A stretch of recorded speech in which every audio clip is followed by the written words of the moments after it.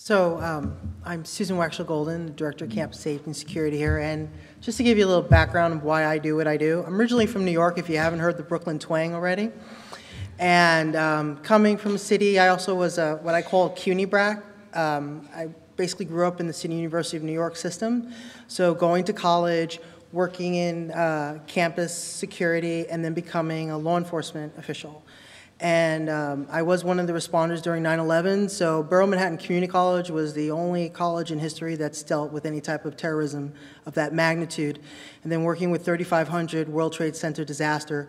So we saved 1,200 students that day because made basically a lot of decisions on the fly, just went through natural instincts of like fire, get them out.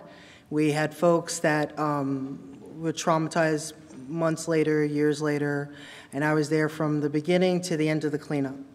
So my passion is emergency management, and I take this as part of my public service, and that's kind of why I've dedicated my life on how I could reach out.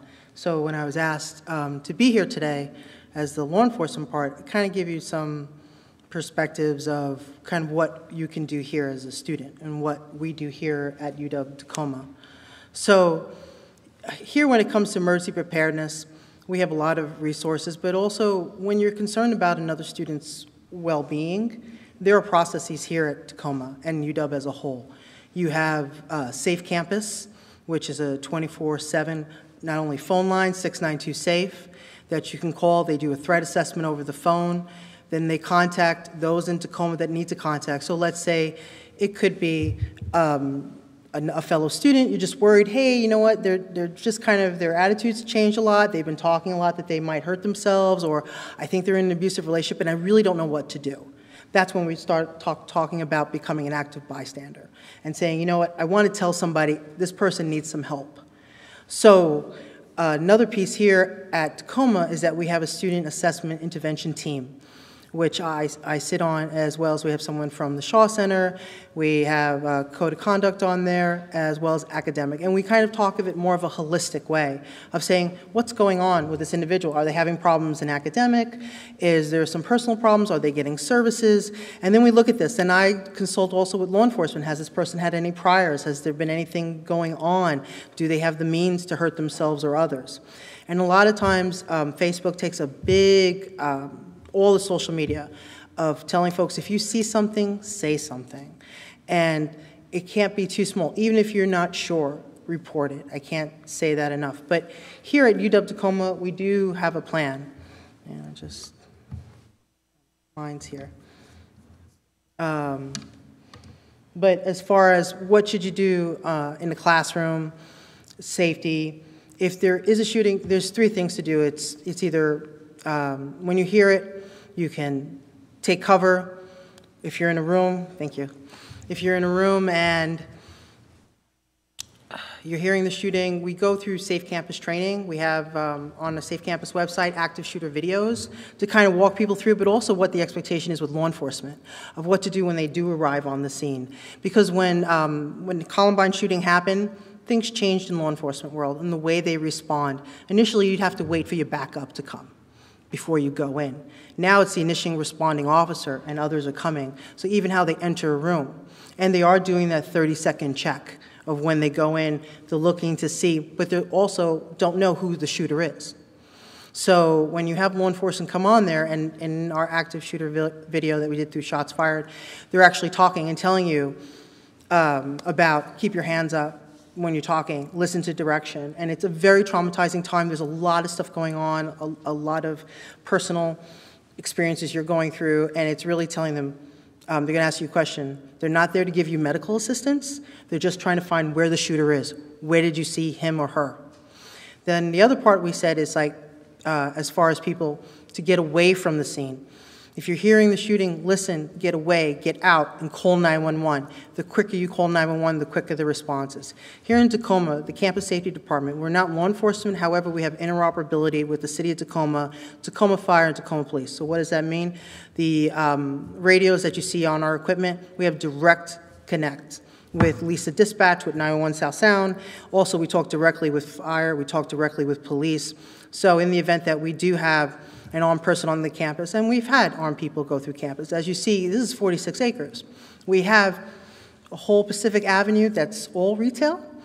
We've had, years ago, there was a robbery down at one of the retail spaces, and then that person ran up to the old spaghetti factory, hid out there. When the old spaghetti factory employees called, Tacoma police responded. The person basically jumped out of the locker area, started shooting, and then the subject was taken into control, which means basically there was a shooting and he died on the scene.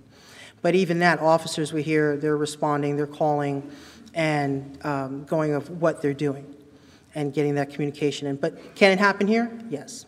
But what can you do? One, things just don't happen. We do have, like I said, direct communication. So if there's a robbery at the bank near Sport and the person's coming through here, we have our protocols to go in. If there's a person of concern, having those early interventions, having those conversations. They could be just going through something where, hey, you know what, I'm putting stuff on my Facebook, and I said I just broke up with my girlfriend. All of a sudden I'm seeing pictures of firearms, I'm seeing pictures of alcohol, saying I just had a big dream that I was killing people the next day.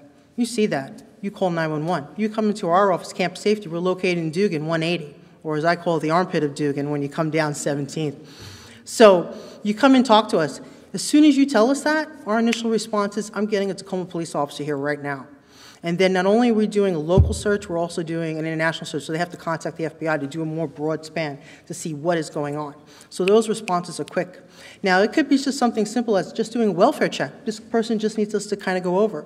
So as the intervention team, if we have time, depending on the circumstances, we do that assessment, and I'll be there approaching, and we have law enforcement there, and we're just doing check-in. It might be we have to go to their house. So we find out, where they live, we're sending that local law enforcement, and they're just doing a knock and saying, hey, we're here just to check on you. How's it going? What's going on? It could also be someone that is going through a problem, that it could be a breakout of something, mental illness, or it could be something happening at home, and this could be early reach out of help me. Things just don't happen. So supporting that, talking to those individuals, and kind of saying, you know what, I have a concern about somebody. It's okay to say something. You're not a fink, you're not a snitch. The best thing to do is call. Even if you call 692-SAFE or you connect on Students of Concern website, you go to concerns@uw.edu, send an email, that immediately gets a response. If you want to follow up, we can follow up with you, but if you want anonymity, that's fine. But it's best to say something. Especially there's a lot of good studies on early intervention. It kind of helps a lot.